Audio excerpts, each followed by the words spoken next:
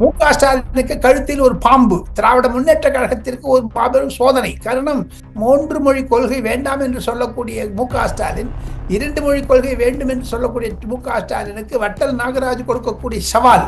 அதற்கு ஏன் அவர்கள் பயந்து ஒளிந்து தரையில் மறைந்து கொள்கிறார்கள் என்று தெரியவில்லை. தங்களுடைய 30,000 கோடி டாஸ்மாக் ஊழலில் இருக்கின்ற இடி ரெய்டு எல்லாம் மறைப்பதற்காக திசை திருப்பும் முயற்சியாகத்தான் இதை செய்கிறார்கள். இருந்தாலும் 39 தமிழக எம்பிக்கள் ராஜ்யசபாவிலும் லோக்சபாவிலும் 10 எம்பிக்கள் ராஜ்யசபாவிலும் செய்தது தமிழகத்திற்கு திமுக எம்பிக்கள் செய்த துரோகம் என்று தான் நினைக்கிறேன். காரணம், தயாநிதி மாறன் மீது நாங்கள் ஒழுங்கு நடவடிக்கை எடுக்கப்போம் என்று பாராளுமன்றத்தில் ரவுடிகள் மாதிரியும் மூர் மார்க்கெட் மாதிரியும் ரங்கநாதன் தெரு மாதிரியும் அவர்கள் நாடாளுமன்றத்தை அளக்க பார்த்தார்கள். அது நடக்கவில்லை. ஓம் பிர்லா அவர்கள் வெளியே போனால் போங்க சொல்லிட்டாரு, வாக் அவுட் அப்படின்னு விட்டாரு. இவங்க வாக் அவுட் பண்ணிட்டாங்க. இதுக்காக பெரிய டிராமா பண்ணணும்.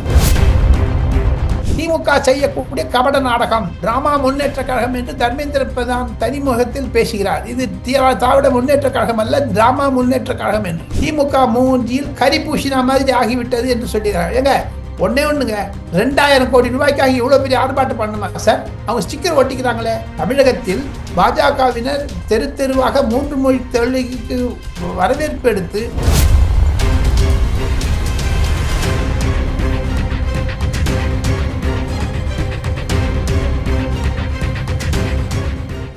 ரியல் ஒன் நண்பர்கள் நேயர்களுக்கு வணக்கம். தொடர்ச்சியாக பல்வேறு முக்கியமான தகவல்களை நம்முடைய வாசகர்களுடன் பகிர்ந்து வரும் மூத்த பத்திரிகையாளர் டெல்லி ராஜகோபாலன் சார் அவர்கள் நம்முடைய இருக்கிறார். வணக்கம் சார். வணக்கம். நமஸ்காரம். நமஸ்காரம் சார். இன்று நாடாளுமன்றம் கூடியிருக்கிறது. இந்த நாடாளுமன்றத்துல திமுக எம்பிக்களுக்கும் பாஜக எம்பிக்களுக்கும் இடையே குறிப்பாக தர்மேந்திர பிரதான் அவர்கள் பேசும்போது பெரிய மோதலே வெடித்திருக்கிறது. மத்திய அமைச்சர் தர்மேந்திர பிரதான் திமுகவுடைய செயல்பாடுகள், அதாவது புதிய தேசிய கொள்கையில கடந்த காலங்களில் தமிழச்சி தங்கப்பாண்டியன், அன்பில் மகேஷ் உள்ளிட்டவர்கள் என்னிடம் வந்து ஓகேன்னு சொல்லி உறுதி அளிச்சிருந்தாங்க. அதன் பிறகு யூ-டர்ன் அடிச்சிருக்காங்க அப்படிங்கிற கருத்துக்களை எல்லாம் பதிவு பண்ணியிருக்காங்க. இங்க நடந்திருக்கக்கூடிய மோதல், திமுக எம்பிக்களுடைய செயல்பாடு, இதை எப்படி சார் பாக்குறீங்க? என்ன சார் நடந்தது?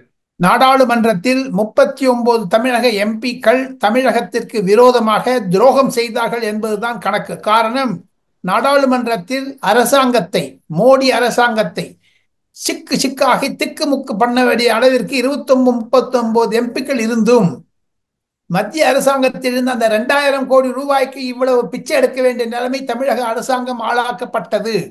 அந்த 2,000 கோடி ரூபாய்க்கு மத்திய அரசாங்கத்திற்கு தமிழக அரசாங்கம் எழுதி கொடுத்து விட்டது, சீஃப் செக்ரட்டரி சிவராஜ் மீனா மூலமாக. இருப்பினும் வேண்டுமென்றே தங்களுடைய 30,000 கோடி டாஸ்மாக் ஊழலில் இருக்கின்ற இடி ரெய்டு எல்லாம் மறைப்பதற்காக திசை திருப்பும் முயற்சியாகத்தான் இதை செய்கிறார்கள். இருந்தாலும் 39 தமிழக எம்பிக்கள் ராஜ்யசபாவிலும் லோக்சபாவிலும் 10 எம்பிக்கள் ராஜ்யசபாவிலும் செய்தது தமிழகத்திற்கு திமுக எம்பிக்கள் செய்த துரோகம் என்று தான் நினைக்கிறேன். காரணம், நாடாளுமன்றத்தில் நரேந்திர மோடி அரசாங்கத்தை பிழிஞ்சு எடுக்க வேண்டிய நிலைமையில் 39 எம்பிக்கள் இருக்கிறார்கள். என்ன செய்தார்கள்? ஏன் தவற விட்டார்கள்? அவர்களுக்கு இந்த 2,000 கோடி ரூபாய் தான் முக்கியமா? ஆனால் நரேந்திர மோடியினுடைய அரசாங்கத்தை அவர்கள் கார்னர் செய்திருக்க வேண்டும், முக்கிலில் நிற்க வைத்திருக்க வேண்டும். அதையெல்லாம் விட்டுவிட்டு சபாநாயகருடைய அவைக்கு மிக மிக துர்பாகியமான நிலைமையில் தயாநிதி மாறன் பேசியதும், தயாநிதி மாறன் மீது அவர்கள் சட்டப்படி ஒழுங்கு நடவடிக்கை எடுத்து தயாநிதி மாறனை சஸ்பெண்ட் செய்ய அளவிற்கு போக இருக்கும் என்பதுதான் என்னுடைய கருத்து. இருப்பினும் மு.க. ஸ்டாலின் அவர்கள் நேற்று சென்னையில் அனைத்து எம்பிக்களையும் கூட்டி வைத்து ஆணையிட்டார். ஆனால் அந்த ஆணைக்கு முரசொலி மாறன் ஒத்து போகாமல் வேண்டுமென்றே திமுகவிற்கு எதிரான நிலைப்பாடை வைத்து தன்னுடைய பெயர் முன்னணியில் வர வேண்டும் என்பதற்காகவே அனைத்து எம்பிக்களும் இது மாதிரி செய்ய ஆரம்பித்து விட்டார்கள். இது திமுகவிற்கு பெரிய நஷ்டம். தமிழகத்திற்கு திமுக எம்பிக்கள் செய்த துரோகம். அந்த 2,000 கோடி ரூபாய்க்கு இவ்வளவு பண்ணணுமாங்க சார்? சொல்லுங்க. 30,000 கோடி ஊழல் மாட்டிட்டு இருக்காங்க டாஸ்மார்க்ல. பழனிவேல் தியாகராஜன் சொன்னதுல அதையெல்லாம் திசை மாற்றுவதற்காக செய்த ஒரு சதி என்று தான் மத்திய அரசாங்கத்தில் இருப்பவர் கூறுகிறார்கள். கிரண் ரிஜிஜு சொல்லிவிட்டார், பாராளுமன்ற அமைச்சர் தயாநிதி மாறன் மீது நாங்கள் ஒழுங்கு நடவடிக்கை எடுக்கப்போம் என்று. பாராளுமன்றத்தில் ரவுடிகள் மாதிரியும், மூர் மார்க்கெட் மாதிரியும், ரங்கநாதன் தெரு மாதிரியும் அவர்கள் நாடாளுமன்றத்தை அளக்க பார்த்தார்கள். அது நடக்கவில்லை. ஓம் பிர்லா அவர்கள் வெளியே போனால் போங்க சொல்லிட்டாரு, வாக் அவுட் அப்படின்னு விட்டாரு. இவங்க வாக் அவுட் பண்ணிட்டாங்க. இதுக்காக இவ்வளவு பெரிய டிராமா பண்ணணும்? Okay sir. சார், இப்போ மத்திய அமைச்சர் தர்மேந்திர பிரதான் அவர்களை பொறுத்த வரைக்கும் இதுவரைக்கும் இல்லாத அளவிற்கு திமுக வந்து கடுமையாக அட்டாக் பண்ணியிருக்காங்க. இதை எப்படி சார் பாக்குறீங்க? தமிழக அரசாங்கம் 2024 தேர்தலுக்கு முன்பாக இந்த புதிய தேசிய கொள்கையை ஏற்றுக்கொள்கிறோம் என்று எழுத்து மூலமாக கொடுத்த பிறகு இவர்கள் பின்வாங்குவது தமிழகத்திற்கு மற்ற மாநிலங்கள் அவர்கள் யூட்டிலைசேஷன் சர்டிபிகேட் கொடுத்துட்டாங்க. இவங்க தான் கொடுக்க மாட்டேங்கிறாங்க. காரணம், மத்திய அரசாங்கத்திலிருந்து அந்த 2000 கோடி ரூபாய்க்காக இவ்வளவு மிக மிக கீழ்த்தரமாக நடந்து கொள்ள வேண்டும் என்ற கேள்வியை அண்டை மாநிலமான தெலுங்கானா காங்கிரஸ்காரர்களும் கேரளா காங்கிரஸ்காரர்களும் கேட்கிறார்கள். இது திமுகவிற்கு ஒரு மாபெரும். எது இருப்பினும் சிவா, ராகுல் காந்தி செய்ய முடியாத, ராகுல் காந்தி ஒத்துழைக்காத இருந்த சமயத்தில் இன்று திமுக செய்தது ராகுல் காந்தி மீது நம்பிக்கையில்லா தீர்மானத்தை தான் கொண்டு வந்திருக்கிறார்கள் என்று நான் கருதுகிறேன். ராகுல் காந்தியே பேசல இதை பத்தி, அவர் பேசியிருக்க வேண்டாமா? சார், நாடாளுமன்றத்தில் இந்த விஷயத்தை பொறுத்த வரைக்கும் திமுக எம்பிக்கள் வெளிநடப்பு செய்திருக்காங்க. ஆனா மற்ற எந்த கட்சிகளும் அதுல கலந்துகிட்ட மாதிரி தெரியலையே சார். சிவசேனாவே கலந்துக்கலையே, போடான்ட்டாங்களே. காங்கிரஸே கலந்துக்கலையே. தமிழக காங்கிரஸ் எம்பிக்கள் வெளியே வந்தாலும் சரி, ஹிந்தி என்பது மத்திய அரசாங்கத்திற்கு ஒரு பெரிய பிரச்சனை. தேசிய கல்விக் கொள்கை என்பது கபில் சிப்பல் போன்ற காங்கிரஸ் தலைவர்களால் கொண்டு வரப்பட்டது. அதை ஆமோதித்திருக்கிறார்கள். மற்ற காங்கிரஸ் அரசாங்கங்கள் ஏற்றுக்கொண்டிருக்கின்றன. ஹிமாச்சல் பிரதேசம், பஞ்சாப் போன்ற அரசாங்கங்கள், தெலுங்கானா ஏற்றுக்கொண்ட பிறகு தெலுங்கானாவிற்கு எதிராக தமிழக அரசாங்கம் செய்தால் இதெல்லாம் ஒரு டிராமா என்று தான் நினைக்கிறார்கள். திமுக செய்யக்கூடிய கபட நாடகம், டிராமா முன்னேற்ற கழகம் என்று தர்மேந்திர பிரதான் தனிமுகத்தில் பேசுகிறார். இது திராவிட முன்னேற்ற கழகம் அல்ல, டிராமா முன்னேற்ற கழகம் என்று. சார், அதே நேரத்தில் வந்து தமிழக முதலமைச்சர் அவர்களை பொறுத்த வரைக்கும் பாத்தீங்கன்னா இந்த தொகுதி மறுசீரமைப்பு விவகாரம் தொடர்பாக 7 மாநிலங்கள் குறிவைத்து, குறிப்பாக வந்து பாத்தீங்கன்னா இந்த 7 மாநிலங்கள் தான் இந்த தொகுதி மறுசீரமைப்புல பாதிக்கப்படுகிறது. ஆந்திரா, கர்நாடகா, கேரளா, தெலுங்கானா, ஒடிசா, மேற்கு வங்கம், பஞ்சாப், இந்த மாநிலங்கள் பாதிக்கப்படுகிறது.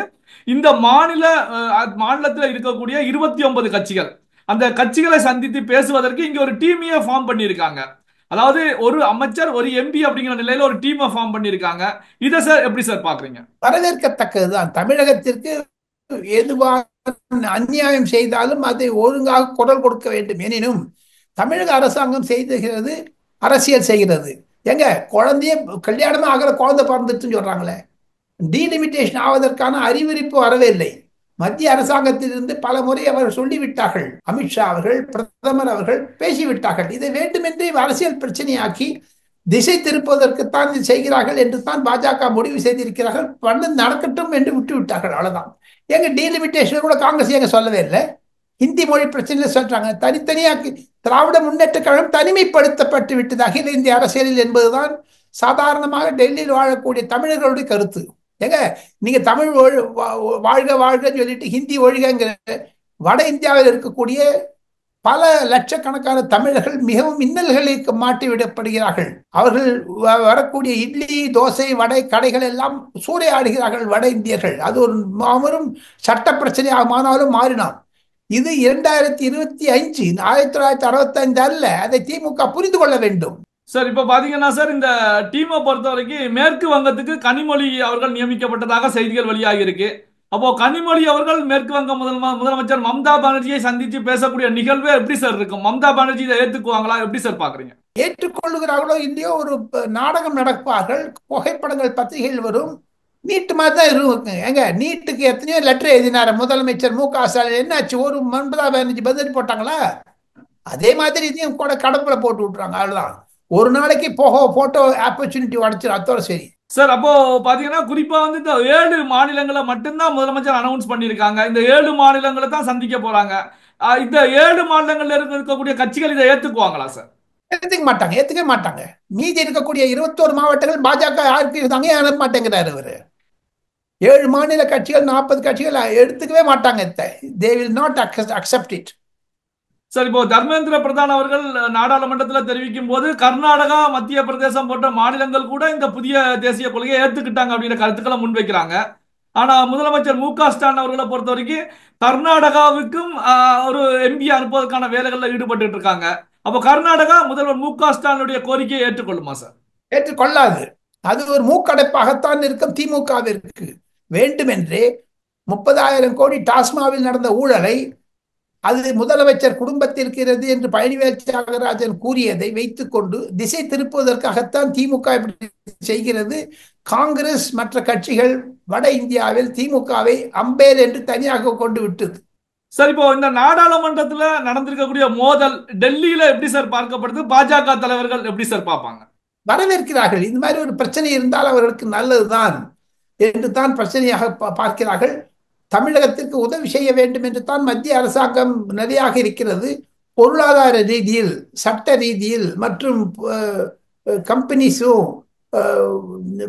நடைபாதை போடுவது, ஏர்போர்ட் போடுவது, இந்த மாதிரி பிரச்சனைகள் எல்லாம் விட்டுவிட்டு தமிழகத்தில் இருக்கக்கூடிய வேலை வாய்ப்பு, சாராய கும்பல் மற்றும் உங்களுக்கு ட்ரக் மினேஸ், மருந்து பொருட்கள் பரவலாக கிடைக்கிறது, இதையெல்லாம் பேசாமல் திசை திருப்பதற்குத்தான் இதை செய்கிறார்கள் என்று பாஜகவினர் ஓப்பனாக குற்றம் சாட்டுகிறார்கள் திராவிட முன்னேற்ற கழகத்தின் மீது.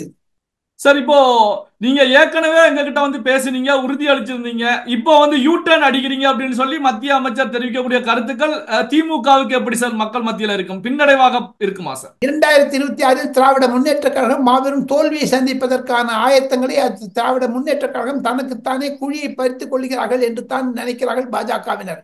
காரணம், முதலில் ஒப்புக்கொள்வது பிறகு மாறுவது, அதுதான் யூ டர்ன் என்று தர்மேந்திர பிரதான் ஓப்பனாக சொல்லிவிட்ட பிறகு திமுக மூஞ்சியில் கரி பூசினா மாதிரி ஆகிவிட்டது என்று சொல்லுகிறார். ஏங்க, ஒன்னே ஒண்ணுங்க, 2,000 கோடி ரூபாய்க்காக இவ்வளவு பெரிய ஆர்ப்பாட்டம் பண்ணுமா சார்?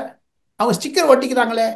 தமிழகத்தில் பாஜகவினர் தெரு தெருவாக 3 மொழி தொழிலுக்கு வரவேற்பு எடுத்து கல்லூரி மாணவர்கள், ஸ்கூல் மாணவர்கள் எல்லாம் கையெழுத்து போட்டு தருகிறார்கள். அதற்கு என்ன பதில் சொல்ல போகிறார்கள் தமிழக மாணவர்கள்?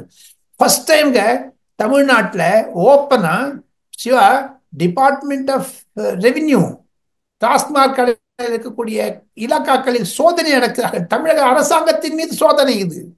இதெல்லாம் விட்டு விட்டார்களே, அதுதானே முக்கியம். சார், இப்போ கர்நாடகாவில் வந்து வாட்டாள் நாகராஜ் அப்படிங்கிறவரை பொறுத்த வரைக்கும் ஒரு கருத்துக்களை முன் வச்சிருக்காங்க. அதாவது மேகதாது அணை கட்டுவதற்கு எந்த பிரச்சனையும் இல்லை அப்படின்னு சொல்லி தமிழ்நாட்டு அரசாங்கம் 30 நாட்களுக்குள் அனௌன்ஸ் பண்ணணும். அப்படி பண்ணலைன்னா கர்நாடகாவில் எந்த ஒரு தமிழ் படங்களும் ஓடாது அப்படின்னு சொல்லி முதல்வர் மு.க. ஸ்டாலின் அவர்களுக்கு 30 நாள் கெடு விதிச்சிருக்காங்க. இதை எப்படி சார் பாக்குறீங்க? மு.க. ஸ்டாலினுக்கு கழுத்தில் ஒரு பாம்பு. திராவிட முன்னேற்ற கழகத்திற்கு ஒரு மாபெரும் சோதனை. காரணம், ஒரு 3 மொழி கொள்கை வேண்டாம் என்று சொல்லக்கூடிய மு.க. ஸ்டாலின், 2 மொழி கொள்கை வேண்டும் என்று சொல்லக்கூடிய மு.க. ஸ்டாலினுக்கு வட்டல் நாகராஜ் கொடுக்கக்கூடிய சவால். அதற்கு ஏன் அவர்கள் பயந்து ஒளிந்து தரையில் மறைந்து கொள்கிறார்கள் என்று தெரியவில்லை. திராவிட முன்னேற்ற கழகம் இதற்கு சரியான பதில் சொல்ல வேண்டும். இதுதான் திராவிட முன்னேற்ற கழகத்திற்கு எதிராக பாஜகவினர் இல்லை, காங்கிரஸ்காரர்கள் கூட எள்ளி நகையாடுகிறார்கள் திமுகவை பற்றி. பல்வேறு முக்கியமான தகவல்களை நம்முடைய வாசகருடன் பகிர்ந்து கொண்டதற்கு நன்றி சார்.